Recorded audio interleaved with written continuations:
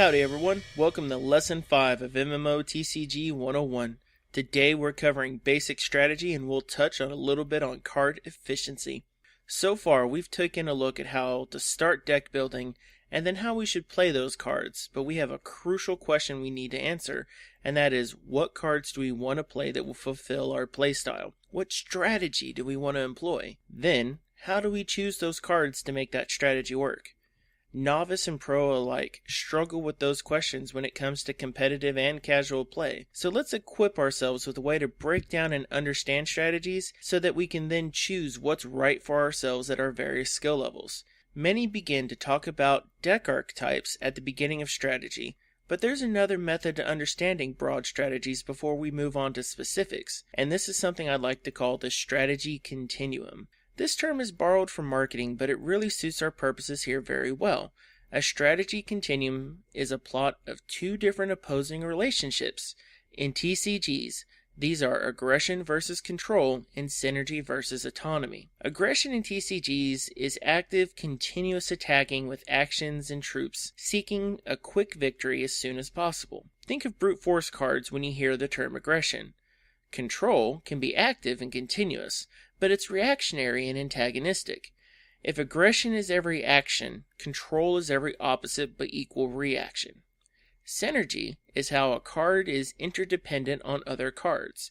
Synergistic cards create situations more powerful when they're played together than when they're played separately.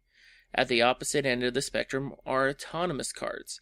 These really don't need any interaction to express their power in a game, and could even be hindered with other friendly interaction cards. So we take these concepts and we envision them at opposite ends of a spectrum like a grid, like the graphic shows. Archetypes and playstyles fall into this plane at different areas. A tempo deck could use more autonomous cards to control an opponent, while a weenie deck is aggressive with many synergistic cards. Using this guide, we can pick out cards we like and see what types of styles they may fit into. Here's a selection of troops I like. Let's see where they fall into the grid. Pack Raptor is a solid 1-drop, and his abilities are better than when there are more Raptors in play. In addition, he's above the curve with a low cost. I would put him in the upper left quadrant. Next is the Warlock Inquisitor. This card has a major socket and comes back into the hand when it dies. It's definitely an autonomous creature, but the increasing cost for its ability means it's not strictly an aggressive card. The gems really define where the type of this card goes on the scale of aggression versus control, but in this guy's case, he's as autonomous as they come. Another great card is the Cerulean Grand Strategist. Like Raptor, this guy is above curve with a cool ability, but it's not aggressive like the Raptor. Instead, the Strategist enables other cards to exhaust weaker troops.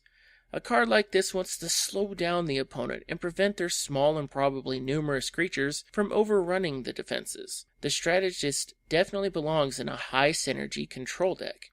When you apply this method of thinking to your card choices, you can begin to see how the archetypes are formed and understand how advanced players think about card quality. The next consideration when choosing your cards is their efficiency. This subject is very deep and requires a lot of knowledge of cards at a very complex and deep level, but we can cover the methodology for understanding card efficiency so we can get that early grasp on the concept, and that will aid us in later lessons. Card efficiency is about how much a card costs versus the advancement of your strategy, as well as how the card effect is compared across similar effects on other cards. Making the comparisons quickly and well takes an extensive knowledge of the card base. With Hex, the PvP set is about 360 cards, and there's a 300 card PvE set, so knowing every card is going to take some time. Early on, you should focus on the cards you own first for your decks, and then choose the most efficient cards from your smaller card pool. A good way to look at the subject is by the trade-off method, so you should always ask yourself, what does your deck get for the cost of the other options available? When you happen to own 4 of every card in the game, that is a very big question. But when you don't own every card in the game, when you have a smaller card pool to deal with, you can get some good close practice with the limited options. Here's a quick example. Your Sapphire control deck needs a 5-cost troop. So 3 examples available are Cloud Titan, Menacing Grok, and Zodiac Shaman. So off the bat we can eliminate the Shaman. The Grok and the Titan have better attack values and flying ability for the exact same costs. The Shaman is not efficient enough versus our other choices. Now we ask between the Grok and the Titan, what is the trade-off? The Titan has more attack, but the Grok has a control effect. So let's look at our strategy. We are making a control deck. So the card with the more efficient strategy in our case is the Grok. For the cost of 5 resources, we'll get flying, a 3/3 troop, and a control effect. The Cloud Titan has a place, but being a 4/4 with flying, it does not fit our strategy as well, and it does not advance the overall theme of the deck. Now this is just a quick touch on the subjects of strategy and card efficiency. Both topics go much deeper, and we've learned only a few tools for examining both of them, but they can be used at every skill level.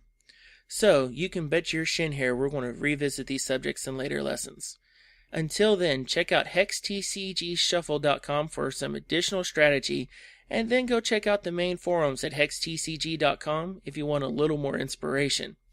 In our next lesson, we're moving on up the class levels into MMO TCG 201 with archetypes. We're going to get a little more advanced, but if you've been following along and doing the extra reading, you'll be prepared for this next level. If you want to stay up to date with the lessons as they're released, hit the subscribe button. And if you want to help get your friends prepared for Hex, don't forget to hit the like button and share the video. Till our next lesson, I'm Mokog, and this is Hex Hunter.